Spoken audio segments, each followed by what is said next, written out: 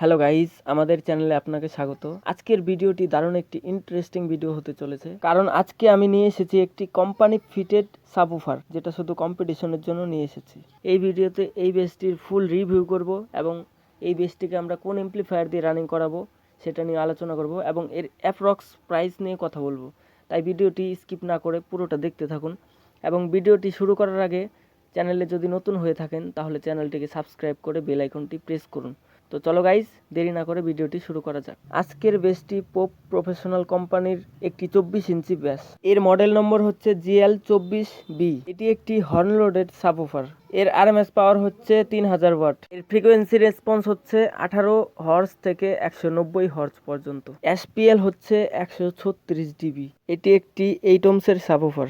এই বেসটির মধ্যে 6 inch in out copper voice coil রয়েছে। স্পিকারটির মধ্যে পাল্প পেপার কোন রয়েছে এবং এই বেসটির ম্যাগনেট হচ্ছে নিউডিনিয়াম ম্যাগনেটে রয়েছে। তো গাইজ, এর নেট ওয়েট নিয়ে যদি কথা বলি, একটি ব্যাসের ওজন হচ্ছে 111 কেজি, মানে 1 কুইন্টাল 11 কেজি ওজন। তো গাইজ, এখন আমরা কথা বলবো এই বেসটিকে আমরা কোন এমপ্লিফায়ারে রানিং করাবো। গাইজ, এই বেসটির জন্য সব থেকে পারফেক্ট একটি এমপ্লিফায়ার খুঁজে বের করেছি, যেটা হবে অডিওটন কোম্পানির তরফ থেকে। এর মডেল নম্বর হচ্ছে AD12000। এটি হচ্ছে এর মডেল নম্বর।